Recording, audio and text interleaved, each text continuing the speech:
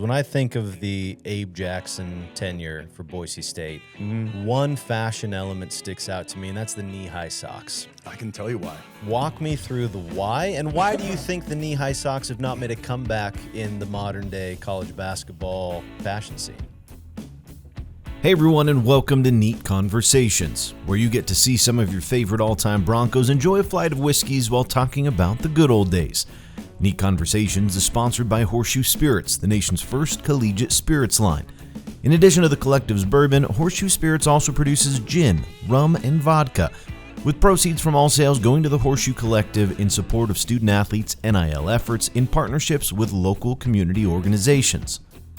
Neat Conversations is also sponsored by Simmons Fine Jewelry, an Idaho tradition for more than 35 years. Simmons Fine Jewelry is also a leader in the NIL space, supporting Boise State student-athletes and also offering Simmons-crafted bronze and silver hammer pendant necklaces, inspired by the iconic hammer used during the run-out of Boise State football games.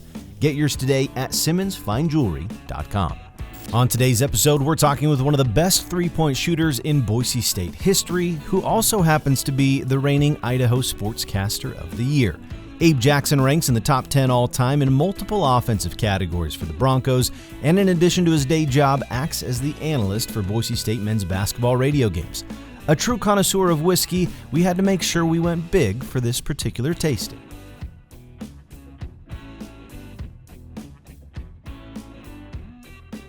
Abe Jackson, I think you are the first person on the show that's truly been a whiskey snob, and I say that very affectionately. So walk me through, how far down the rabbit hole have you gotten in this collecting, tasting, sometimes hoarding world of whiskey? Well, probably like a lot of people, it started in 2020, right, when no one could leave the house and do any of that. And then with YouTube, you just start going down every rabbit hole that there is. I mean, there's so many different channels with tastings and reviews and just everything out there. And something that I like about bourbon is that you know what you're getting with it, right? You know that there has to be made in certain ways. Has to be 51% corn to be called bourbon. Has to be made in the United States. If it says straight on the bottle, you know it's aged for 2 years. If it's bottled in bond, it's 4 years and 100 proof. So you know what you're getting with it. Some of these other spirits you might not know, right? It's like tequila, okay, there's such a huge difference between high end and low end. You look at bourbon, and it's kind of closer, because to be called bourbon, you have to follow certain directions. And so just really learning all the things about it and how it is kind of a unique whiskey compared to some of the other ones out there. And then also the taste. I mean, the sweetness, the caramel throughout just makes it a fun thing to go down. I think you are more than prepared to take my job. If I ever have to call in sick, we're calling Abe to host the show, because you're already well in on the whiskey world. So we have procured a very, very solid lineup. We're trying to find things that you've not had before. For anyone that's in on the whiskey world, the William LaRue Weller out of the Buffalo Trace Antique Collection, one of the hardest whiskeys to find at MSRP. That we don't need to go into the secondary market value, but suffice to say, I'm not paying secondary market prices for it. We start off every show with the Horseshoe Spirits, the Collective's bourbon. This is one that I'm excited for you to try. Price point wise, just under $40. Really, really high quality. It is a bourbon out of Kentucky, 47% alcohol. It's got enough flavor to it that I think it's a very interesting whiskey, but it's also very easy to drink. So our first one, Collective's bourbon. Cheers. Right. Cheers.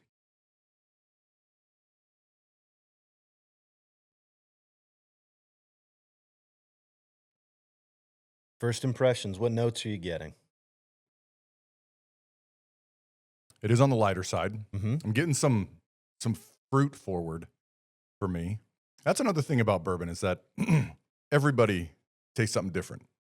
You know, you can look at a review and you can say, you have this person who has, 100,000 followers, and then you taste it and you're like, man, that's crap. And so that's also something else that's fun about it, is that you can get direction, but then really until you have it is really when you experience it yourself, and then you can have your own ideas on it.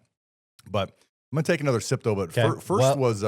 While you're thinking about it, I can tell you the manufactured tasting notes: bold oak, lightly spiced vanilla, and apple. That apple to me is what Sure. is what I'm getting first. That's what's forward for me. I love it. To your point, we'll do a blind taste test with a group of friends. We'll come up with this elaborate tasting note, and then you read the manufacturer's tasting notes, and you're like, I got none of those. Nothing. So it is very subjective, but it's a great bourbon, and why we start off with it. Yeah. So let me go back to Bishop Kelly High School, Abe Jackson's career. What was your high school, college, or your high school playing experience like that led you to a Division I scholarship and that process of being a local guy to becoming a Boise State guy? Went to school here. I mean, grew up in Boise. I was born in Kansas, but moved here when I was 1, 2, so real young. And so basically from Idaho. I say I'm from Idaho. Then went to grade school, middle school here and played, and then Bishop Kelly is where I went and played high school basketball and just had a great time. Coach Neil McCarthy, one of the best coaches I've had. Got to play with my brother for 2 years. He was 2 years older than me, so his junior and senior year, I got to play with him for my freshman and sophomore year. And then also won state championship my senior year with Corey Violette, who went on to play at Gonzaga. So back in 98, it was hard to top a 6'7" and a 6'8" guy in Idaho high school basketball, right? I mean, you look at it now, and almost every team has, 6'6", maybe a 6'7" guy. But back then, there weren't a lot of 6'7", 6'8" guys. And you got me and Corey out there. So we were probably one of the bigger teams in the state that year. But after that, just kind of a recruiting process with Boise State, and decided I want to stay local and play in front of my family and my friends, and had some good communication with Coach Jensen and the assistant coaches there. So just decided to stay here in Boise. Yeah, Corey Violette goes on to have a storied career at Gonzaga. And I think you're underselling yourselves. 6'7", 6'8", but can shoot, can drive. Like that time period in 4A basketball in Idaho, yeah, basically be the Lopez twins in California high school. Just nobody can top that. Well, I think we're also part, even in my college days, part of this change in basketball where you don't have these set positions anymore. And I don't think, at least at Boise State, I don't think we really moved to the fluidity of the positions as they are now, but it was happening. You could see it some other schools, but in high school for sure it was, okay, it's weird that a 4-man or a 5-man is shooting threes. And in college, it was even a little weird that a 6'7" guy was coming off screens shooting threes. Now, I mean, you got 6'9", Spencer Aarons for Boise State now, 6'9", 6'10", and he's coming off screen shooting threes. So it was this transition period of, I think, getting away from the rigid, this is you're a 4, you're a 5, or you're a 1, or you're a 2, to now where there's just so much fluidity between all the positions. One of the things that's interesting about the Treasure Valley and basketball in general, you're starting to see more and more Division I prospects coming from the Treasure Valley. From everything I've heard from coaches on the women's and the men's side, it's oftentimes very tough to keep the local kids at Boise State. You were one of those local kids. So what is your pitch to anyone who is a high-level Division I player that's got offers at other big-name schools? What's the benefit to staying home as opposed to going out of state to a program that you're not as familiar with? Sure. Well, there's so many things pulling at you now. If you're a kid going into college, the financial part of it is the story for the last 5 or 6 years. But if you want to stay at home and play in front of your friends and family, I mean, you hear it all the time from the guys who are on the team that they love to go back to a state where they're from, so then their family can go watch. Like Javen Buchanan, when we played Butler in Indianapolis, had tons of family because that's where he's from. Tons of family coming. It was just a real special experience for him. So for me personally, being able to have my parents, my brother, friends who I've gone to school with since maybe first grade be able to come up to me after a game, it's something special. And I think it's something that you look at afterwards and you think, that was a pretty special time and actually pretty unique for the college landscape right now. So maybe you get a bigger offer somewhere, but the way that Boise State basketball is going as well, I mean, super successful over these last 16 years with Coach Rice and, just a great program. So if you have the opportunity, I mean, at least give them a look. I mean, you got Drew Fielder on this year's team, goes away, comes back, and I'd say that is having a pretty good experience with the Broncos. Yeah, definitely. He I think it was 3 years in high school, was here locally, and then went to a prep school and then over to Georgetown and came back. So I see his dad all the time at games. His dad was in Maui for the Maui Invitational. So I think he's enjoying that. And I know that his family is just getting the chance to see him every time when he touches the court. Now, fashion is cyclical, right? Everyone's accepted this.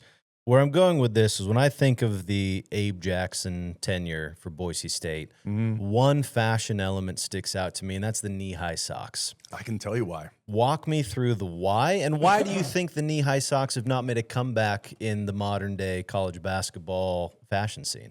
Well, they didn't look great. I mean, that's probably why they haven't come back, right? But the reason I did that is because they were free. Those were those were the socks that they gave to us. They were like, here's your shoes, here's your jersey, here's these giant, enormous socks. And so that was what I wore, and I had them, and they felt good. And, you know, they would lose their elasticity. So before every game, every game, I would have a little can of the sticky spray that they would put on your ankle so your tape didn't slide around when you were playing, and just all over the calf. Just so sticky and gross. And then the socks wouldn't come down. So, yeah, I don't think they're coming back because they didn't look great, but they were free, and that's what I was using. That is a remarkable amount of thriftiness that I absolutely respect. Walk me through, you have a season of Boise State, I believe your junior year. You play some marquee blue blood teams. I was in attendance for Cincinnati coming to the Pavilion. You've got Bob Huggins. It was such a big deal. I remember the Idaho Statesman had this whole one-page insert that was anti-Bob Huggins, and they have a tremendous team that year. You also played Kansas, I believe.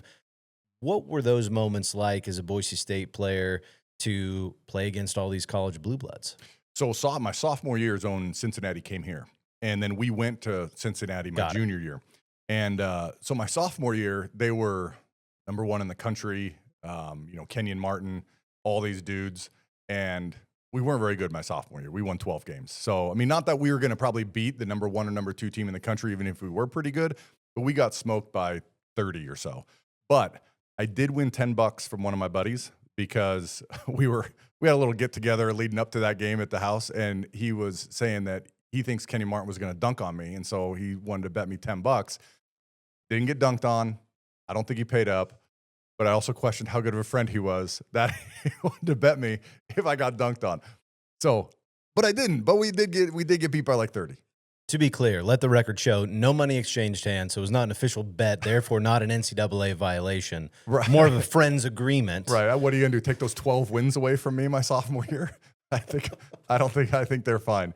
But my junior year, we did our opening road trip. I still think it's the hardest road trip in the history of Boise State. We always would play a Thursday, Saturday, so it would be out from a Wednesday through Sunday. And so we were at Cincinnati on a Thursday, and then at Kansas, which I don't think it was their home opener. I don't think so, but it was one of their first games that season because it was early on in the season. We were ahead of Cincinnati with a couple minutes left, and then they ended up winning. Their All-American point guard, Kenny Satterfield, just kind of decided, like, I'm not going to lose to these guys, and they ended up beating us by 8 or so. And then we went to Kansas, and we're down 40 in the first half. And we ended up playing even with all their bench players in the second half and only lost by 40. So, yeah, good stuff there. But that's one of those games, though, like I was talking about Javen Buchanan going to Indianapolis, is that being from Kansas, had a ton of family at that game. And so family, aunts and uncles and cousins that I didn't get to see hardly very much, and they got to come watch that game. And it was a good experience. There was someone in the crowd, in the student section, that had a sign that said, Abe Jackson is a redneck. And I don't know how they came up with it or how they came about it, but my name was on a poster in Allen Fieldhouse by someone took the time to write my name on a poster, followed by redneck in Allen Fieldhouse. I mean, the fact that you were even a subject to them, I feel like is quite the lifetime accomplishment. It might have just been one of the alphabeticals, and it starts with an A and then a B, and they're like, we'll take that guy. On the heels of a 40-point loss discussion, we turn our attention to this bull run. So, as we said before, we're trying to find whiskeys you've not had because you've got quite the breadth of a catalog. 17-year whiskey, American whiskey finish, and Pinot Noir casks. This was picked out by the Boise Bourbon Sippers, local Facebook group that works with ISLD to do these barrel picks. Anyone that loves whiskey should join Boise Bourbon Sippers because you get high-quality access to stuff like this. So, cheers.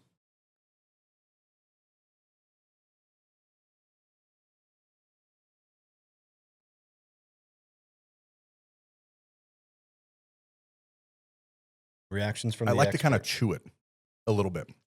When you chew it, then the air aerated a bit. It goes over, and some more flavor comes out. definitely higher proof and thicker.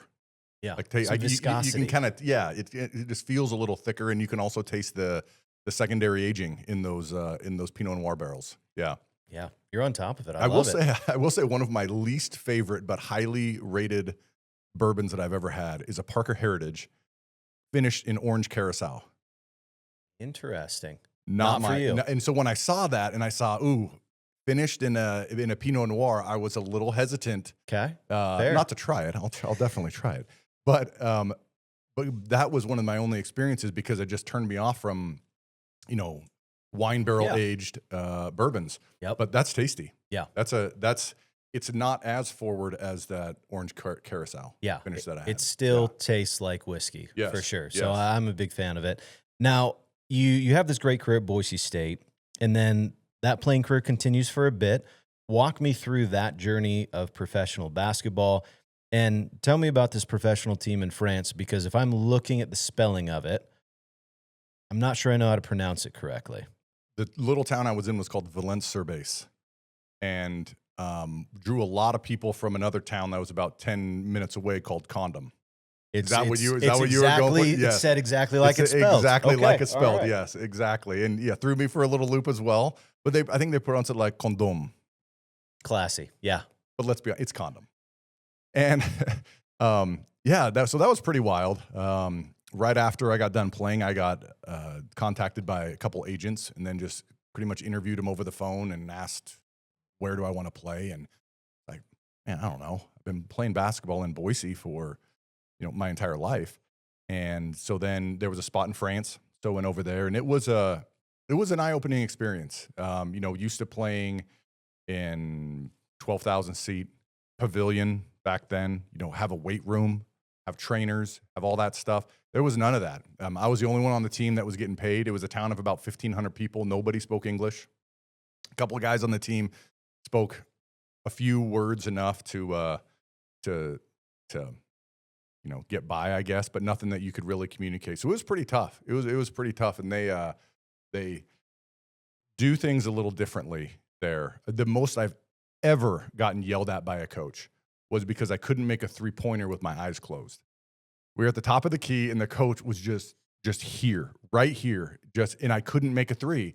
And I just looked at him and go, my eyes are closed. Like, come on, man. And it was interesting. I'll tell you some other stories if we have some time, but there's some pretty wild, weird, strangest to me things that they would do basketball wise. Okay, we'll let you get a little further into the taste, and we'll circle back to that. At some point, you come back home, and we were talking beforehand. It was a blip in the radar, but you came back. You're coaching at Bishop Kelly High School. I was fortunate enough to be on one of those teams. Walk me through what you think your coaching style was when you were fresh off your playing career. Something to do. I'll be honest, like, coaching never really resonated with me. And we were talking off camera. You're like, man, you were one of my favorite coaches. And I'm sitting here in my head, man, I hated coaching. I didn't really enjoy it too much, to be honest. But what I would say is that I would just kind of take what my other coaches did with me and try and pass that down. And so, hearing from you, I'm glad that some of it resonated and you had a good time with it. But for me, you got to have a passion to do it, right? I mean, to do that. And it just wasn't something that locked in for me. But I did it for, I think, a couple years at Bishop Kelly. I coached an all-star team here in Boise for a couple years as well, and traveled around with them, and that was pretty fun to do. But it wasn't something that really resonated with me, though. But I don't know if that's probably the direction. I think that's brilliant. That's not the direction you thought I was going to take it. I think that's the key. I think that's probably why I had such a good experience. You're like, whatever, basketball's fun. I don't really care that much. Put it in the hoop. Only shoot threes. We're not doing anything except shooting threes. So I do also want to go back to my 1 year at Bishop Kelly, where you were my basketball coach.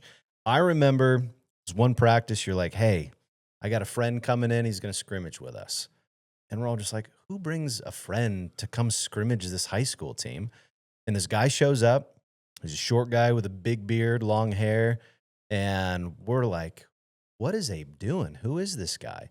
Turns out it's Doug Marsh, leader of the probably the most successful band in Boise history.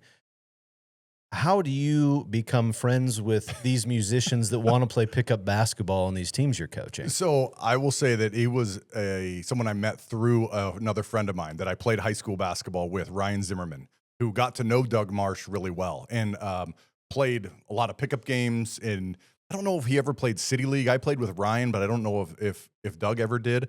But that's kind of how that connection came to be. My good buddy Ryan turned out to be friends with him, and then came down to get some running, I guess, with some high school kids. Do you remember enough about the leader of Built to Spill's game to break down what type of a basketball player Doug Marsh is? No, I do not. I can tell you that as a high school kid, he was not there to make friends. He was throwing elbows. He was boxing out hard. He was there to win whatever pickup game we were playing. He's an intense guy. I guess so. Probably wrote a song about it later on. So coaching is not your favorite thing. You decide that's probably not a career for you. Sure, right. Walk me through how you get into banking. Why is that of interest, and why has that become your professional career since? Sure.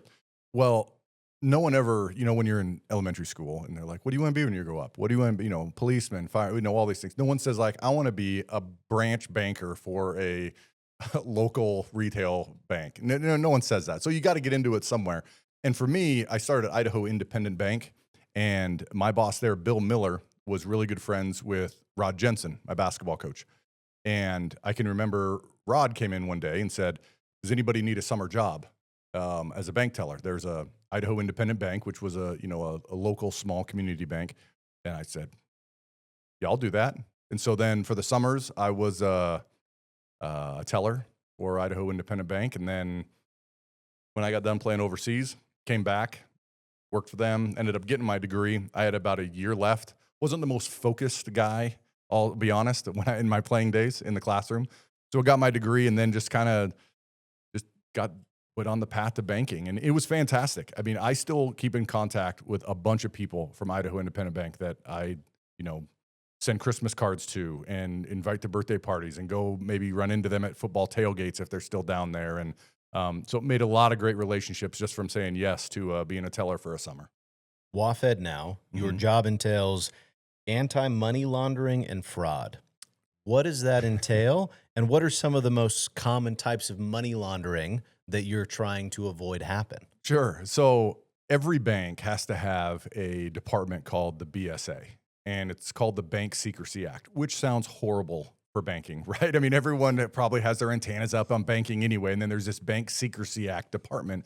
But basically what they do is you can monitor accounts, you make sure that things make sense, and there's all these different little departments under one. Like if BSA was whiskey, right? Then you have whiskey, then you got rye and Canadian and bourbon, Scott, like all of them under the umbrella. So BSA, and then you have all these little offshoots of an umbrella under that. And so what I do is that I help our retail branches in our 7 states get through tough accounts, get through account reviews, make sure that everything looks correct. Abe, it's so weird with Boise State's history because for many people, Boise State was not an entity until the 2007 Fiesta Bowl.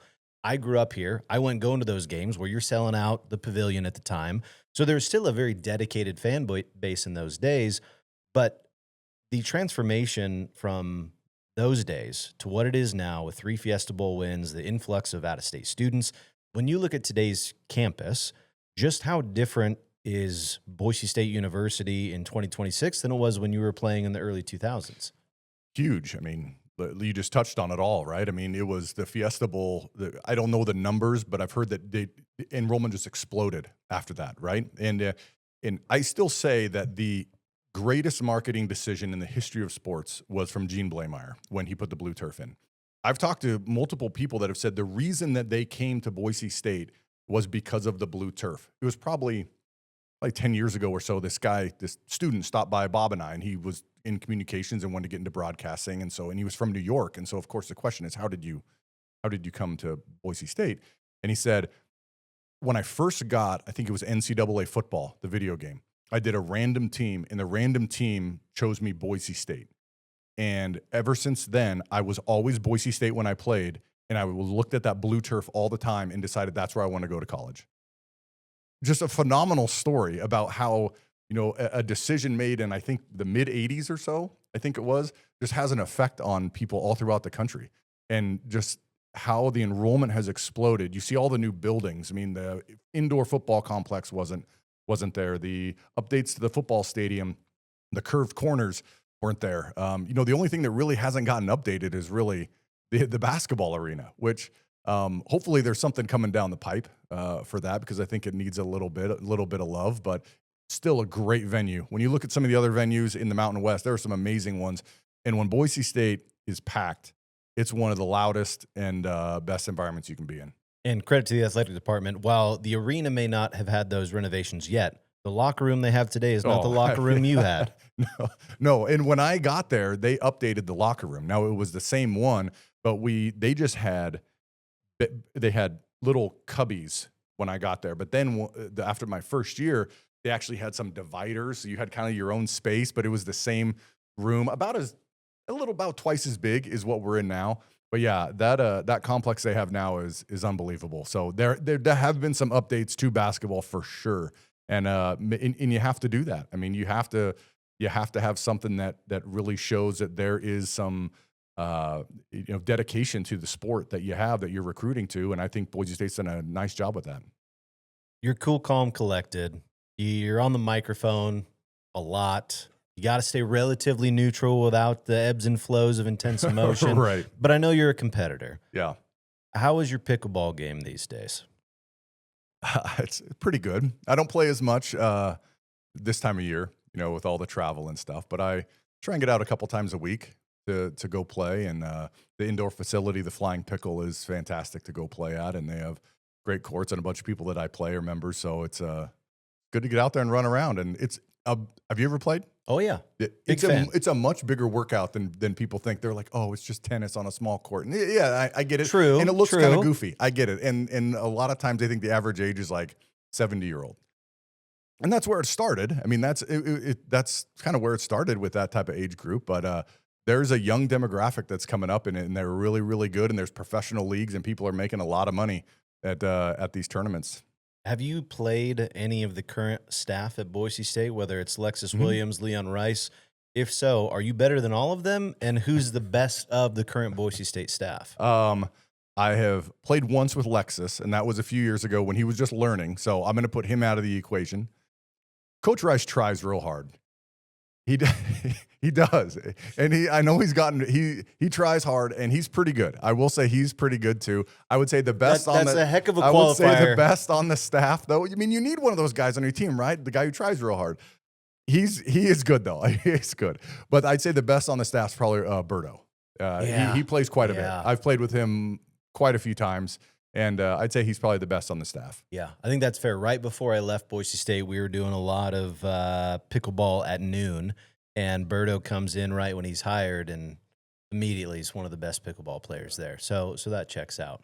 As we move on to our third and for sure most exciting, not to disparage any of these. Let me get this one down real quick. As you finish the bull run, we ask all of our guests, what is your knowledge base, your favorite whiskeys? And then, is there a bottle that you've always wanted to try that you haven't been able to? Most of the time, no one answers that. They're like, I don't really care. I'm just excited to drink anything. You had a very specific answer. This is one I've never tried. This is one that is incredibly hard to find. Mm-hmm. Joel Schneider, remarkably generous to give us this Buffalo Trace. Thank you very much for opening this. We're into the William LaRue Weller Buffalo Trace Antique Collection, about 130 proof. Been excited to try this since like 48 hours ago when I found out it was going to be an option. So cheers. Yes.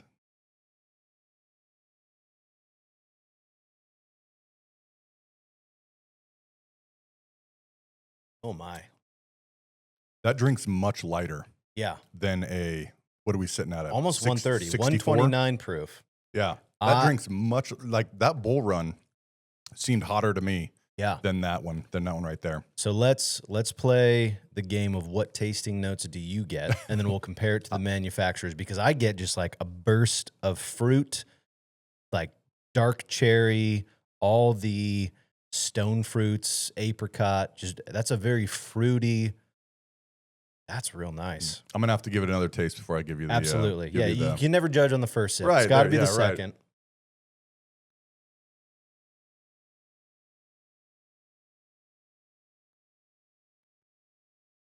I mean, that's a special occasion bottle that I think I'd drink in a weekend. That is remarkable. That is. So that from, we talked about online reviewers and everything. That one's up there as people say is an all-time great. Now there's some other ones that have certain batches, like the Elijah Craig Barrel Proof has a certain batch that they have up there as maybe one of the best of all time. But yeah, that is really good. That is really, really good. So let's see. I'll go with your taste. I'll go with your tasting notes. Sometimes with me with bourbon, it's like if I can't overthink it. Sure. No, it's kind of like cigars too. You just can't overthink it sometimes. It's like, was that good or was that not good? Or do you, instead of like diving into all the intricacies, you're just like, that is real tasty. What do you get? I don't know. I get tasty. That is real tasty. I will say the one note that I get on this that I don't think I've ever picked up in a whiskey before is like red licorice. Okay. So that's not a part of the manufacturer's notes, to be clear. So right. I don't know how far off I am on that, but I'll read you the manufacturer's tasting notes. Obviously, it's very highly sought after. A palette of marshmallow, salted almond, nougat, figs, and dates. So I definitely get the fig and date, those stone fruits, but whatever you're describing it as, that is one of the finest whiskeys I think I've ever had. Salty. Yeah, I could see that. But that's real good. I mean, that's up there. I mean, that's up there with some of the best I've had. So that's good. Thank you again, Joel Schneider, for opening this thing. Really coming through clutch. That's pretty special. That is pretty special. And what's nice about Idaho, right, is that it's state controlled. So if you find a bottle, you're paying MSRP. You might be able to find that bottle in another state that have the private a lot more money. 5, 6, 7 times amount. So sometimes they're harder to find in Idaho, but when you do, it makes it a little easier, I guess, to open it because it's at MSRP. But that's one of the best. That whole antique collection, how many have you had of that? A few, not as many as I'd like. Yeah. I'd like to try all of them. Yeah. I've had 10-year Pappy, just got the Thomas Handy Rye, which is super exciting. Mm-hmm. Tried the Pappy 23. Okay. Of those, I think this is probably my favorite. Yeah. So if you've got any, we'll have you back for a second episode if you want to bring some other of the antique collection to try. I could probably maybe not a whole bottle, but maybe some of the tasting, maybe some little flasks of it to give it a taste. What's been your favorite of the bunch that you've tried? Of these? Of the antique collection. Of the antique collection. So this one's up there. The Thomas Handy was okay, I would say. Are you a rye fan? It was okay. My favorite rye is Rendezvous Rye from High West. And so that's my favorite one. And I would say that it's not really a neat drinker for me a lot of times, more in a Manhattan, or an old fashioned if you're going to do a rye that direction. So, I would stick with bourbon over rye, but, if it's there, I'll probably have it. Yeah. I mean, why would you not? That's It'd be rude to say no to it. That's right. Exactly. Abe, I know you've got 2 young ones at home, so I'm curious, who is more unpredictable, a toddler or a college basketball player with a ball in their hands, down by 1 at the buzzer? Well, both of them, you give them direction before something happens, right? Both of them, you have a huddle and you say, this is what we're going to do. And I want you to go out there and I want you to do it. Maybe it's go set a screen, or maybe it's don't open the oven. But I would say they're both pretty unpredictable. I would say that I have a little more concern over my 3.5-year-old of just what he gets into these days than I do of a last-second shot at the buzzer. But they're both given direction. Whether they execute, I guess it's just kind of up to them. You've been around a lot of basketball. I believe it was 2008. You become the analyst for Boise State men's basketball on the radio. You've been at it for a decade plus, coming up on 2 decades real quick. This is 18th season. Why did you get into it? And is that ever anything that was of interest to you, or did it really just kind of fall into your lap and you enjoyed it? So my degree is in communications and public speaking, and not so much that I like communications and public speaking, but I only had to take 1 semester of math.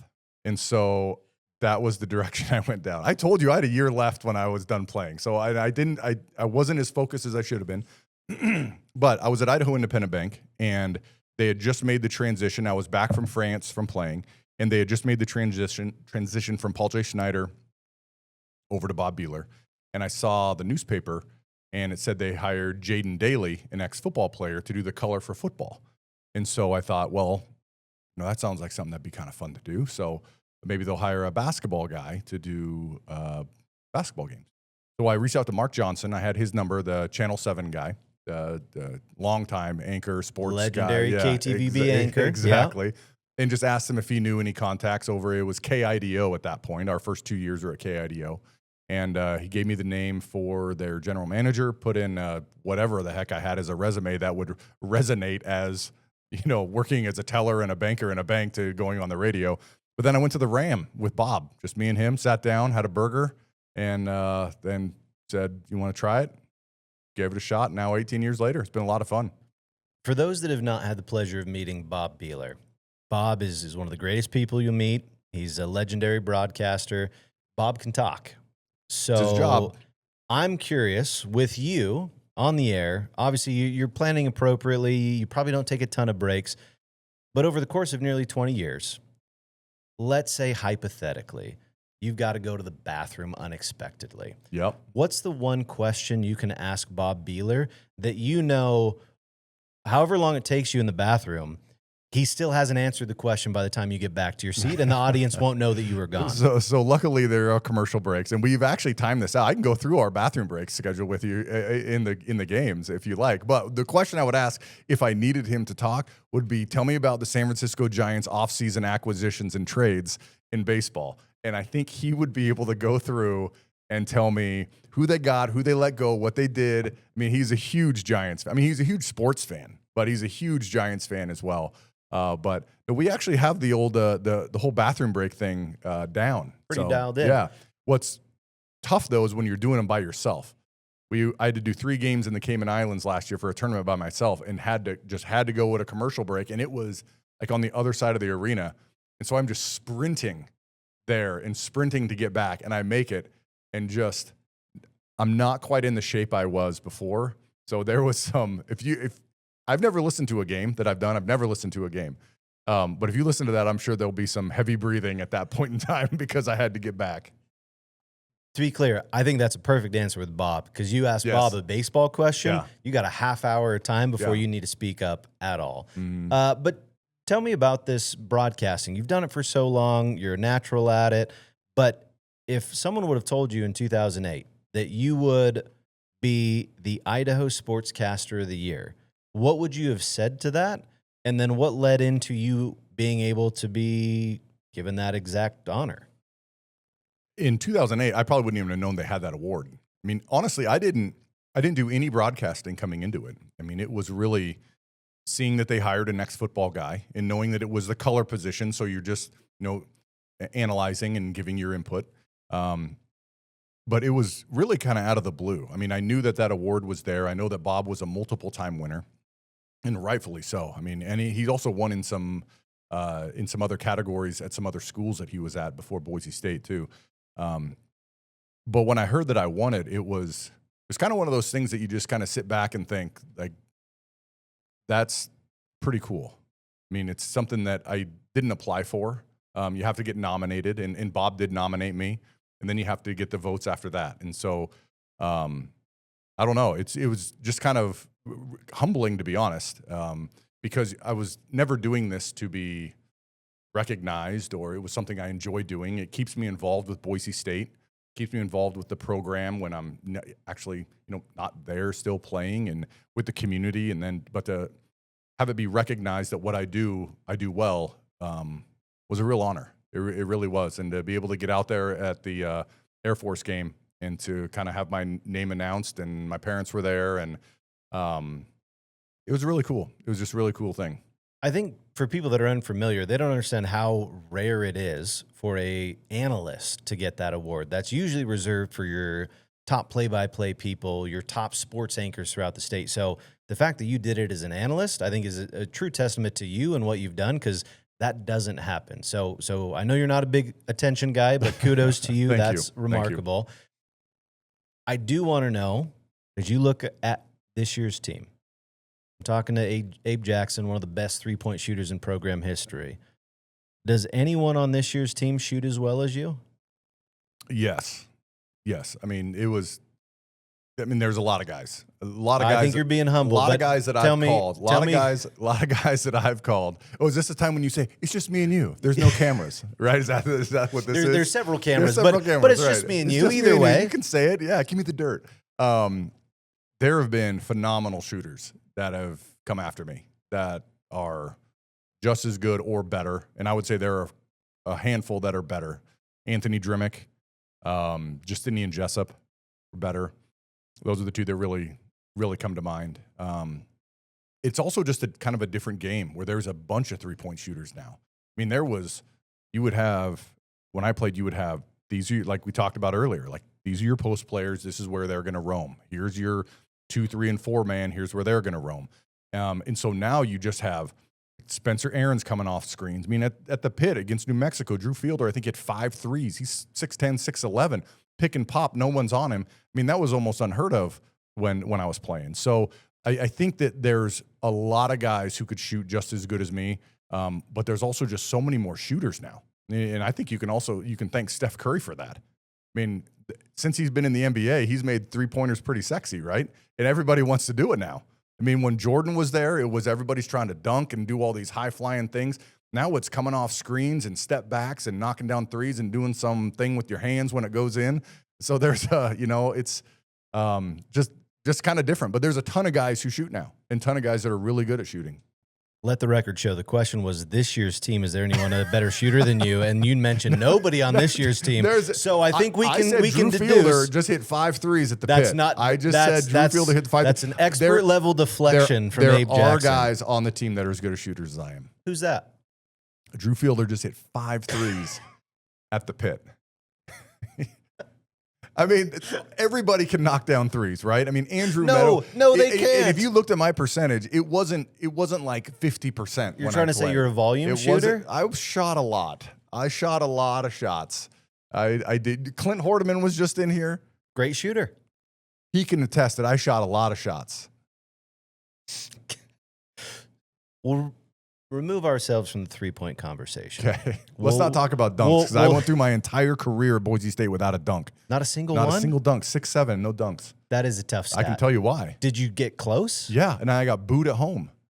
I got a steal my sophomore year, and then I went up, unless it wasn't going to be an awesome dunk. I mean, but you can dunk. Not now. Sure. I grabbed the rim the other day. Congrats. Thank you. I was pretty impressed, and I came down and didn't pull anything. But I got a steal my sophomore year, and I could get up, I don't know, about mid-forearm, but it would have to happen the first 5 minutes of the game or the first 5 minutes at the second half, or I just wouldn't have the energy to do it. And so I got a steal, and I'm going down, and I go up, and I jump too close to the hoop, and so like the bottom of the rim hits the top of the ball when I'm going up, and the ball just goes straight down out of my hand, and I think Booker Neighbors gets the ball and puts it in, and I could just hear the crowd going, boo. And then I got ripped at halftime by my coach for trying to show off. And so ever since then, I was like, it's going to be gross if it goes in. It's not going to look good. And so I'll just lay it up. I'm a layup guy. I'm a layup guy. That's tough. Yeah. Man. Yeah. So are there guys on the team that can dunk better than I did this year? Yes. Maybe every one of them. Every single person can dunk better than me, probably. Over nearly 20 years, you've seen some great basketball. Mountain West has produced some phenomenal players. Yeah. So when you go back, we'll go first, your top 3 Boise State players that you've been an analyst for. Who are those top 3 Boise State players? And then take Boise State out of the equation. Who's the most impressive Mountain West? I guess you would have started in the WAC days too. So who's the most impressive player you have covered as an analyst outside of Boise State? So Boise State players, I would have to put Derek Marks up there. Chandler his senior year, because he had this switch that got flipped like in the middle of his junior year, and I think it started with a dunk at home, maybe against, or was it on the road against Utah State? I think, where he drove the lane, Utah State at home, and just crushed it on somebody, and you could just see him kind of come alive, like, oh, I can do this. And ever since then, he dominated. So I would say Chandler his senior year, Derek Marks, boy, you got to put Tyson up there. I mean, the consistency, the type of dude that he was, all-time leading scorer, you'd have to put him up there. So this is the type of guy Tyson was. When he was done, he hand wrote, what I heard was 50 letters to people, thanking them. And I don't know if someone's told you this story, but thanking them for how they helped him out. He wrote one to me and Bob.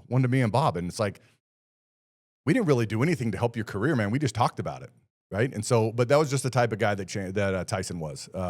And Chandler was a great guy. Derek Marks doesn't come back a lot, but the multiple times that he has just been one of the nicest guys to be around too. So those would probably be my three that I would put up there. I think everyone that worked with Tyson has a good Tyson story. Yeah. Because I remember his freshman year, we're doing promos. We want a representative of every team to do this promo for the athletics department. And men's basketball sends Tyson. Mm-hmm. And I'm just like, are we really sending a freshman? Was he a freshman this time? He was a freshman. Yeah. And so I was just like, of all the people, are we really sending a freshman for this? And he comes in, does a great job with it, super nice, super appreciative of everything. I don't think anything of it. The next time I see him, he's like, Dominic, how are you? Like, I met you for 30 seconds. How do you know who I am? But the fact that he paid attention to people, regardless of what they did, if they were in any way involved in the athletics department, Tyson knew who you were, and he treated people with the most respect. So it's exciting to follow his career post Boise State. And you're right, one of the best people you could possibly And I meet. had Coach Burns tell me, I don't think Tyson ever had an off day or like a bad day. And you know that he did internally and things going on off the court. But when he hit the weight room, when he was at practice, when he was watching film, the coaches said he never had a bad day. So, I mean, talk about leading by example from your freshman year all the way through. And I think he had a great senior leader, too, his freshman year in Abu Kijab. From what I've heard, one of the best locker room guys in the history of the program under Coach Rice. So I think he kind of saw from a really great leader in Kijab and then just ran with it. And all-time leading scorer, you know, probably one of the most beloved players to ever come through Boise State. And 4 years. I mean, it's rare that we're ever going to see that again. Someone who plays that many minutes and sticks with the program for 4 years these days. I mean, that's pretty impressive. Tell me about this year's team. If I'm looking at the results, you've got some very disappointing results. You've also got some great results. You watch the team. The eye test says they're super talented. Mm-hmm. You see them every game. What is your take on how the season has gone and where you think it might go as we get closer to the postseason? Well, I think those are completely two different things because this team has been Jekyll and Hyde. I mean, you look, this could be a team that you could make an argument has the worst loss in program history at home against a D2 team. And then if maybe this is the team that goes on a run and wins the Mountain West tournament and wins an NCAA tournament. You could have one team that has maybe the worst win and the greatest win all in the same season. And that would be kind of what this team has been like this year. You see these flashes of domination and takeover of games of certain players and maybe wins where you don't think wins should be at Butler, neutral site against St. Mary's, at the Pit with that 1-point win, did everything that they needed to, knock down 26 of 27 or 25 of 26 free throws. Dylan Andrews makes 10 in a row himself. And then you have games where the offense just looks like it disappeared. But what I'll say is that was earlier on in the season. I mean, they've won 6 out of 7 now. And so it's really started to come along. And I think the start of conference with how brutal it was, Utah at Nevada, Utah State at home, New Mexico at home, at San Diego State, that is a brutal schedule to start. And they got through that, and then they had a little bit of an easier stretch and won 4 games in a row. And I think they found themselves in those 4 games because they dominated those 4 games and looked like a different team. The guys are playing different. Dylan Andrews is playing different. And when your point guard who handles the ball makes the majority of the decisions to start the offense and what to do, pick and rolls, which is such a prominent play in today's basketball, when he's making the right decisions, this team is so much better. And I think he has found his way. I think he's making great decisions. He's not shooting as many shots. He's shooting better shots, and he's shooting a really good percentage. And so the way that he is playing has really trickled down to everybody else. And, what coaches always say, you want to play your best basketball at the end of February and March. And I think they're heading that way. I really do. I mean, this is a team that has UNLV coming up, and then they go to Utah State. And it'll be interesting. It'll be interesting this end of the season because it's going to be a jumble for, I think, 3rd through 7th. Utah State, San Diego State might start to distance themselves. But other than that, anybody can take any spot. I'm curious from your perspective. You've been at this for a while, reigning Idaho Sportscaster of the Year, so you've got to figure it out. But you never did any of this in college. You just got the job with no resume, which is pretty incredible. I feel like any sports fan at home watches announcers, and they think, I can do better than that. What is the nuance to announcing live sports that people might underappreciate? A lot of this came from Bob. And what we did, we watched maybe 2 or 3 games at his apartment on mute. And he said, I'm just going to call the game as we watch it. And I just want you to jump in with what you think you should say.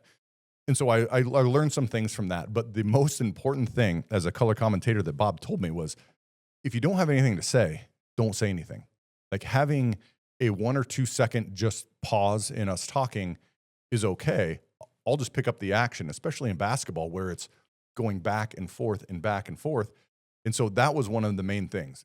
Don't try and just create something to say because you're being paid to talk, right? If you can see something that happened, talk about it. But if it's nothing, and there's times that there's a play that happens and they inbounds and I'm just kind of in my head thinking, all right, and then Bob takes it again and he goes off the other direction. And the second thing as a color commentator is he said, try and get done to let the play-by-play guy set up the play. And I hear that a lot in football. And there are some commentators on TV that it just sticks in my head that they just keep kind of rambling as the color guy. And the next play, they're starting to get up to the line and get their formation set, and the the play-by-play guy can't set anything up. And so those 2 things have been something that really sticks with me and has really helped. But I think most of it's just you just do it. I mean, 32 games a year for 18 years? It's a lot of games. Like I said, only 1 semester of math, so I don't know what that is. Not a math guy. You're not an accountant. You do work in banking, so like there is 550. that. We have computers. That's true. Well, Abe, this has been wonderful. Thank you so much for joining us. We finish every show the same way. A message to Bronco Nation, whether that's the fans, the staff, the current players, whatever you deem that to be. What's your message to Bronco Nation today? Ooh, boy, that's a good one. We have something special here. I mean, we really do. And now more than ever, it takes not just the coaches, not just the administration, not just the players, but it takes the entire community and entire Bronco Nation and all the fans to get behind the team. I mean, whether that's following on social media and making comments and interacting, or if that's financially, if you can do that, it's just such more of a community feel that's needed these days than maybe it was when I played. Even though there was great community backing, there's just so much more that goes into college athletics right now that to have a successful program needs buy-in from the whole state, really. Brilliant. Abe Jackson, all right. Thank you. Cheers, sir. A lot of fun.